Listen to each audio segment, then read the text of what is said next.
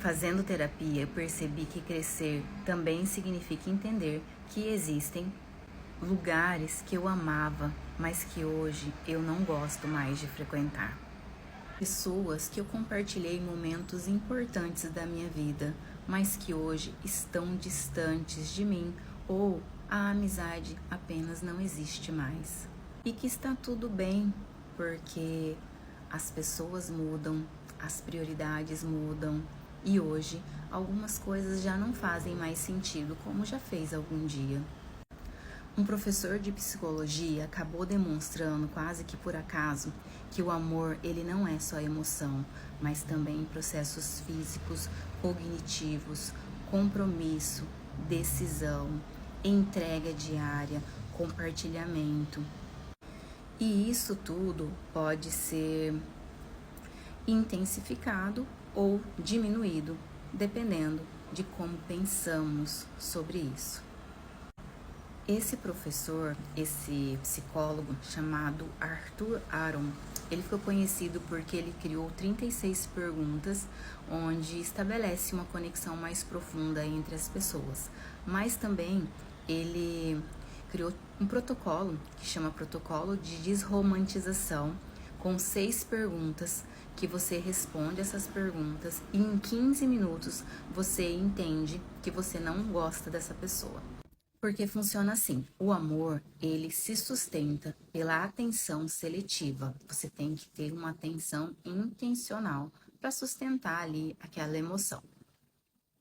Então, nós não se apaixonamos pela pessoa em si, como ela é, mas sim pelaquela imagem que construímos dela.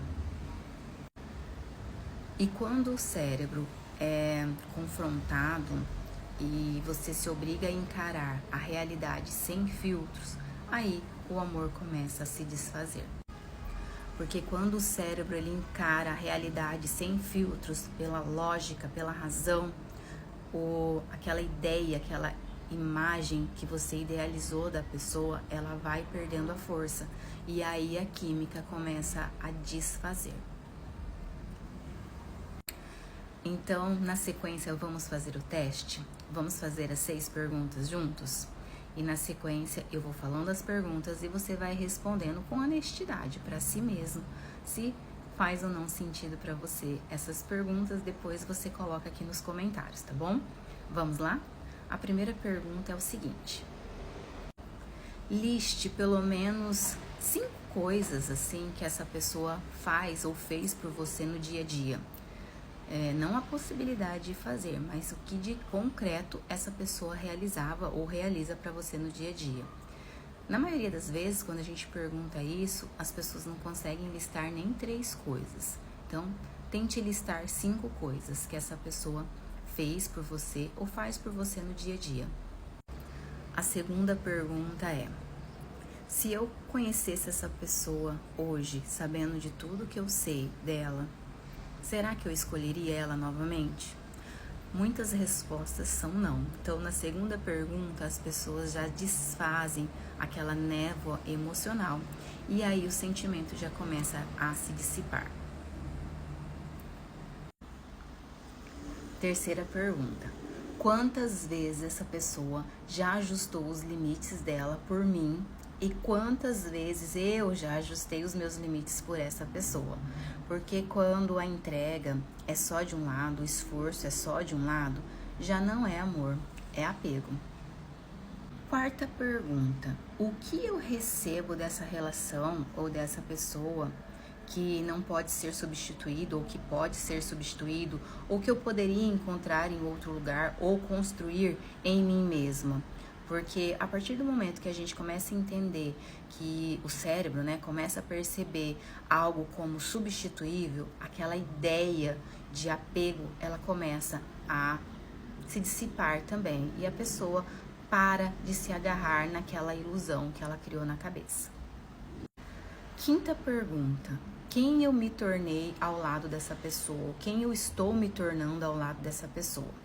A partir do momento que você faz essa comparação, digamos assim, o cérebro começa a perceber que você está se diminuindo. E quando ele percebe que você está diminuindo o seu valor, o seu esforço, e que você não está sendo inteira nessa relação ou que você está se sentindo menor, o sistema nervoso começa a se afastar para se proteger.